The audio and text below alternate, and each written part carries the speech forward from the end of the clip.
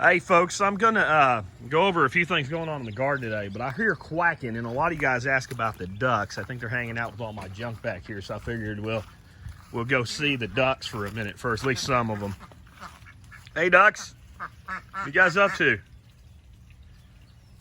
Yeah, that's not all the ducks, it's the older flock of almost all the Rowans hanging out with us. And here comes chicken. Chicken. How you doing, chickens? Those guys are more pets than livestock at this point. Anyway, let's go take a look at. I'm not going to cover everything going on in the garden right now. This is kind of like intermediate period. I just want to show you a few things that are doing really well. You see this stuff here, it's all kind of raggedy looking. That's all my winter crops mostly. A lot of the brassica is going to seed. This is an example of broccoli that was planted late enough. I never got a good size head off it, so I'll probably whip that into something tonight. Maybe we'll get a few side shoots off it. But basically, almost all of this, again, this is yad fa, a Chinese broccoli. It's gone flower and seed. It's just, I've left it here because I have plants that are going to go in here. And I'd rather have all this stuff going to seed and all chaotic like this and preventing weeds from coming up and stuff like that than to clear it out before I'm ready to plant it. There's a little, what do they call it, wazantle right there, growing, and some other stuff. But you can see the stuff that's kind of taken over now is things like the nasturtiums. And I'm really pleased with how these beds are performing for their first year. I do not have the biology in these beds built up yet. This was just commercial compost and commercial topsoil dumped into these less than 6 months ago at this point. So we're working on it, but some things didn't work. I got them in too late. This is broccoli rabe, and it's all going to seed. And it's unlike all this where, yeah, it's going to seed, but most of it, other than that one broccoli plant, I got a lot of production off of. This broccoli rabe just, and I'm wondering if I grew more of it so that I could pick it early. You can see some stink bug activity coming in there. So I could pick it when it's like this, because this is what they're looking for. You want to take this whole thing, leaves, a little floret and all right there.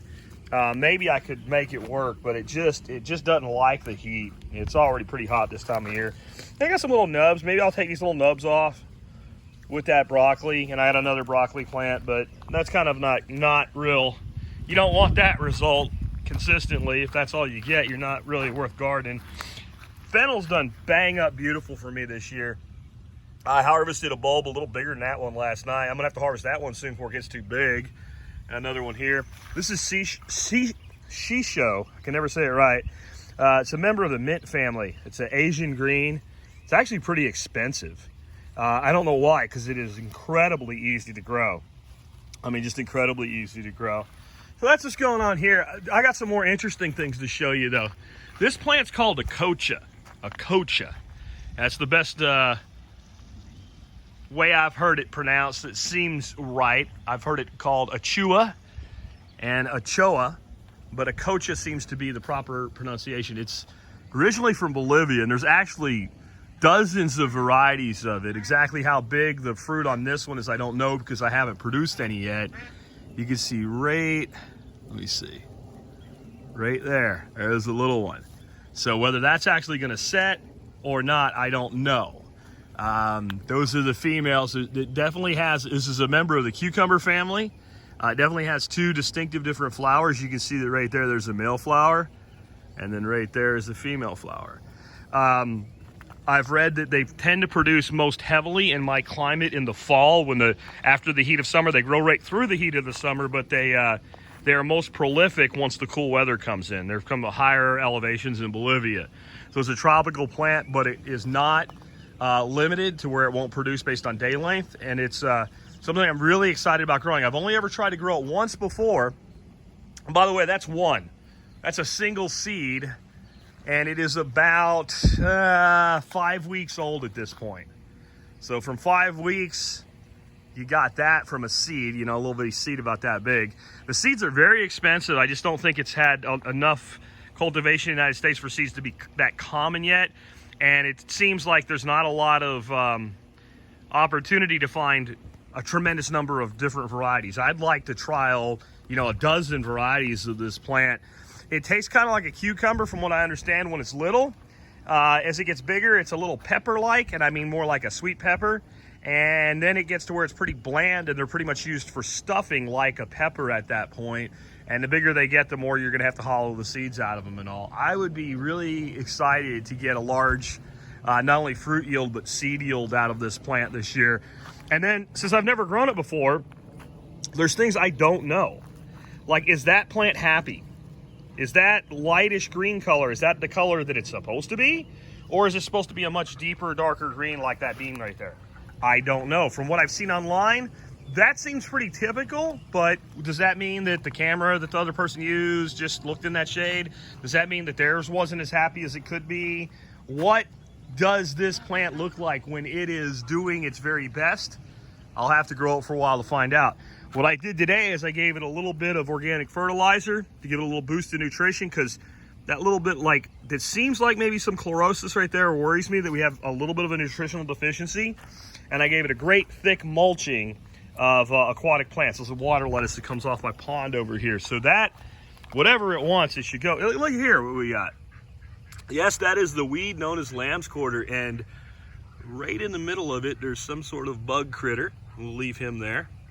I just posted a picture on Instagram with a spider just decimating cabbage flies, just eating them one after the other. And somebody said, well, what do you do for cabbage flies? I'm like, spiders. I tend, unless something's creating a real problem, leave it alone and see what happens. Some new peppers gone in here, some eggplants in here. I got some eggplants that are further along, I want to show you in a second, but just kind of a general mix. That's actually, I learned this year how to force ginger. Instead of just planting a ginger root, take a ginger root, put it in some soil, get a sprout off of it, break the sprout out, pop the sprout in the ground with roots on it, and then force another one, so that one piece of ginger root can make, 20 or 30 of these eventually. And I plan on growing ginger mostly for what you would call baby ginger, which probably isn't what you think. It doesn't mean tiny little ginger. It means ginger before it gets the thick skin on it, when it's white and it's fresh and it's wonderful. And I'm also excited because I never knew until this year that every part of the ginger plant is edible and usable. So I've got a couple places I've got ginger in to find out where it does best. That's a lot of what's going on here. This is a plant called Trumbascino zucchini, and this is a summer winter squash.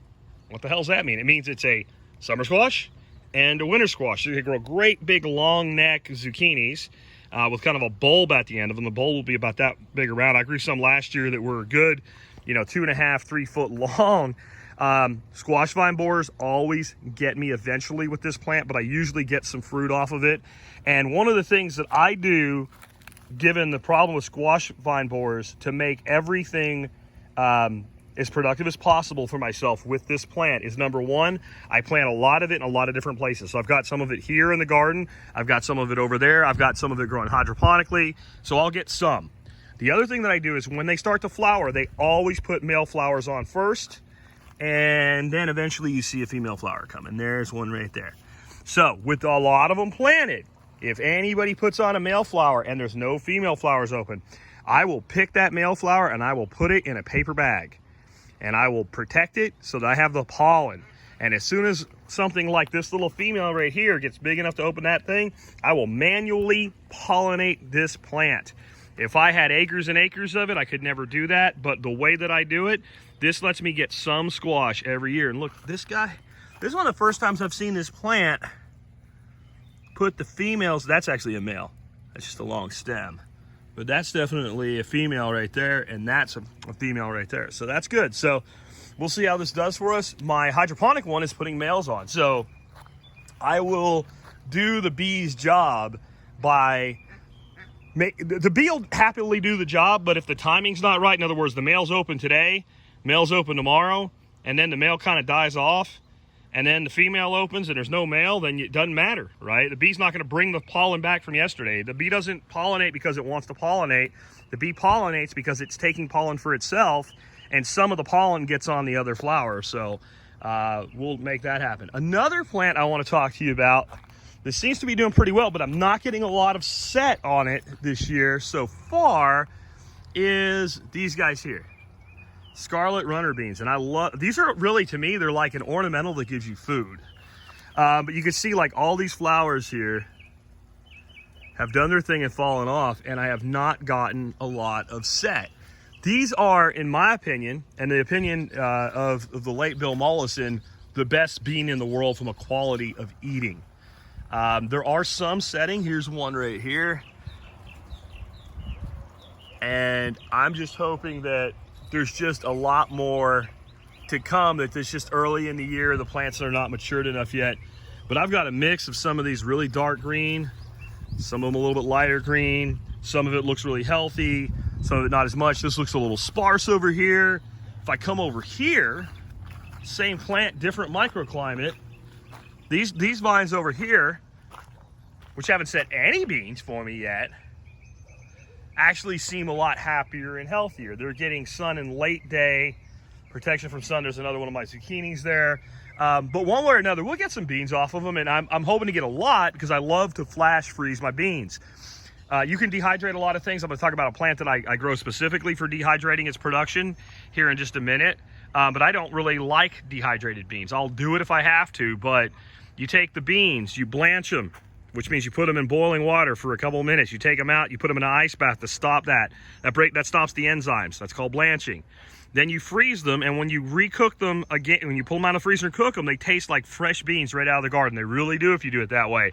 The key is I take a tray, like a tray, like a baking tray, and I put a piece of like parchment paper on it. I spread my beans out, and I stick that whole tray in the freezer and freeze them solid. Then I put them in the bag. That way they don't freeze together in a mop, and you could take out a handful for a stir fry or what have you. But these beans, I'm telling you, they are the best tasting green bean there is. And I try, even though I want to, wait till there's more, I'm going to pick this one right now. And this is going to be a snack for me because I actually don't want them to get much bigger than this. If you're a legume person, what makes this one of the best beans in the world is this bean is a fantastic pod bean like this. It is also a fantastic dry bean. It produces a fairly large seed, and they dry and they store for years and years and years with no effort whatsoever. So you can do it either way. I am a keto guy. I try to stay away from legumes in that form. When you eat this, the primary thing you're eating is actually the pod. The seeds have not developed yet. Actually, picking it a day earlier would have even been better, but I've been saving this one. And with only eating one, it won't matter. It won't affect me that much. But you'll just have to trust me, even raw off the plant. And like I said, you can see there's not much development of the seed yet. So when we're eating a bean this way as a vegetable, we're eating really a vegetable versus a true legume in the way that we think of the term legume. So that I'm not rude to you while we're doing this and you hear chewing going on constantly, I'll save this for later. Eat the rest of it later. What I'll probably do, this is kind of my fun stuff to do. I'll come out here. I'll do this after we're done. I'll pull some of these fennel fronds right here. Maybe one of these little guys here, a little broccoli rabe for a little bite. Go down into a little begonia growing there. Go down into here, grab one of these guys. I'm going to eat this one, but there's plenty of them here. A nasturtium flower, nice, real peppery kick. And then take this leaf off of one of the nasturtiums, put everything inside it, and roll that up for a little snack. I do that. There's another bit of ginger there. I do that every morning. I come out here and I do stuff like that. I just try different combinations, walking around grazing my own gardens. And for those that are new to my channel, this is only one example of that. We've got some pole beans. Those are Trail of Tears pole beans. Somebody gave me some of those, so I dropped them in to trellis them up there. They'll kind of go meet the squash, and eventually they'll survive through the whole season. The squash won't, so they'll kind of take over for the squash, and I'll probably trellis some other things there. The other plants I wanted to show you today are eggplants. This variety here is, I don't remember. It's a Japanese eggplant variety. It's the really common one. These three plants came from, they're like a Bonnie's plant. Ichiban is the variety of eggplant. These over here are called pingtung. They're, so Ichiban is kind of a hybrid. These are an open pollinated. You can save the seeds, they reproduce, what have you. These plants that are much larger, if you look at them, the hybrid variety that's over there is kind of really bushy, but they were planted about the same time. These were all started hydroponically. And I've had a lot of people question whether you can start your plants hydroponically and then plant them in soil. And all I can say is, see all those tomatoes that are covering that? They were all done that way too. I have had incredible results this year with hydroponic starts. And this one got out here a little bit earlier. It looks very similar to the Ichiban. And I don't think this one is actually pink tongue. This was a variety I'll have to look up. I have records. That's one of the things I really recommend that you do. And you can see it is a little bit different of a plant. If you look at the structure of the leaf here, you see this one's a little bit more narrow leaf structure. The flowers are a little bit lighter purple than the flowers on these. So again, I don't remember exactly. That was like, I had some starts I was doing, and I had a packet of seeds. I had like just a few of them, and I popped one in, and it just won't come to me right now what that variety is, but I do have it written down, so I'll be able to figure it out. These are some peppers that, you know, they sat in the start way too long, and they're not happy about the fact that, that I did that to them, but they're coming around. A few of them I lost. These were hydroponically started as well, but like I said, I didn't get around to planting them. But I want you to see something really interesting. So this is, I've talked about before how there are distinctive microclimates right here in this one area. This is the area that gets the most sun the longest. And you can see, you know, these guys got hardened off the hard way. You either die or you survive. And they're not real happy. Over here, this one gets a lot of sun too, just a little bit less. This is out of the same batch. You can see just by having a little less intensity of the sun, they're not as happy as some of the ones that have been in the ground longer, but they look like they were planted two weeks earlier, and they weren't. Same day. So that's an effect of microclimate. Here's another weed, you know, lamb's quarters. This is a great one to put in those little wrap-ups. Lamb's quarters. But that's where we're at right now. We're just kind of developing this garden this year. You can see I have tons of tomato. All of this tomato. Every tomato on my property this year was started with hydroponics. Yeah, same day peppers. They're a different variety, so you can't directly judge them against the other ones, but see, they're much happier. On the hydroponics, let's go take a look in the greenhouse and see how the hydroponic tomatoes are doing. Beginning to train those. Look at we're not gonna go in there today, but look at that. Yeah. New habitat is cycling through. We've had some pretty decent minnow death as they create their own biological cycle, nitrate-nitrite cycle. Little bit of aquaponics tied into it. That's more for filter than for food. Doing well. Those are those same pole beans right there. Those are those Trail of Tears pole beans. I figure there's a lot of sun even with that shade cloth right there. There's a lot of sun on this side in the afternoon. So I'll train them onto here and we'll see how they do. They do good, they do good. If they don't, they don't. But by the way, so this is aquaponics. I took the seeds, I put them right down into the clay pebbles, and that all grew from seed in the bed. So they weren't started somewhere else. So you can start seed directly in an aquaponic system. I have another one somewhere else that's self-reseeded celery, and the whole thing's full of celery. I haven't touched it in over a year now, other than to harvest celery out of it.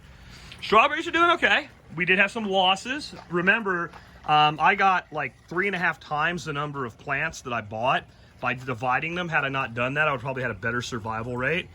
But it doesn't matter. Here's what's going on here. See, they're all throwing off sister plants. And what I need to do is I need to take this sister plant right here, and I need to put him in there and root him. And I'll just start rooting these sister plants, and I'll have more strawberries. I'll soon exceed the capacity of this system with strawberries alone, and I'll have to be planting strawberries, oh darn, other places on my property or giving them to neighbors.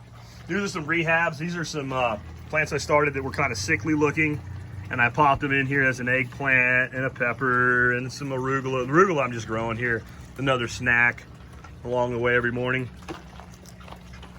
Beautiful yellow shard. So those eggplants got to come out of there probably today or tomorrow. I got to get them planted somewhere else before the roots will get so thick I won't be able to get them out of the basket. And they can't stay there. They get too big to stay in a system like that. But here's the tomatoes. And if they look a little thin, that's all me, guys. I have been hard pruning this year, something I'm pretty reluctant to do with tomatoes, but I've been doing it because production is supposed to be better.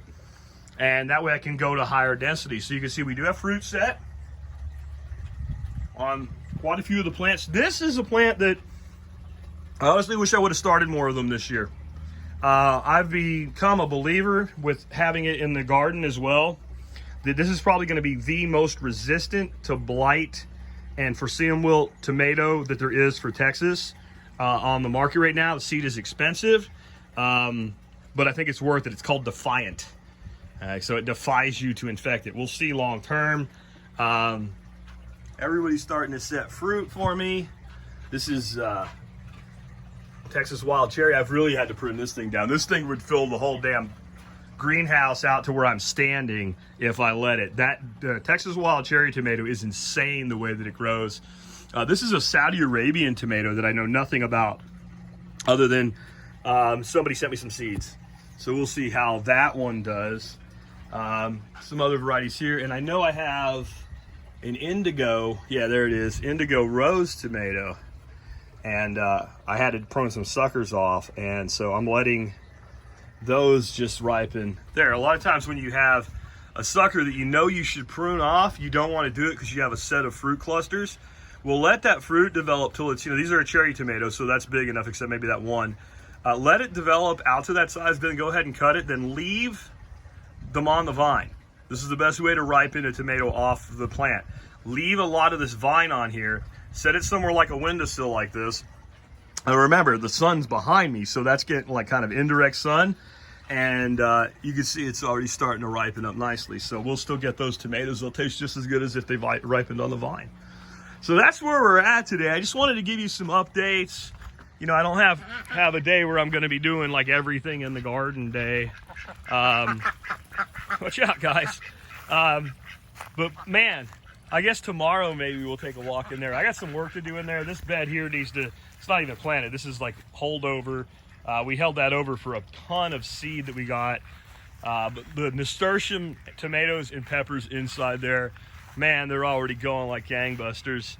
And we got a lot of other cool stuff going on. Like I said, we'll catch up with you later on that. I'm gonna enjoy the other half of that bean wrapped up with some other veggies and get my butt to work on the podcast for the day. Hey, if you like this sort of thing, check out my podcast. You'll probably like it too. It's called The Survival Podcast, and you can get there by typing in the following: tspc.co, tspc.co. Yep, not .com, .co. It really works. Try it if you doubt me, and you'll find my site.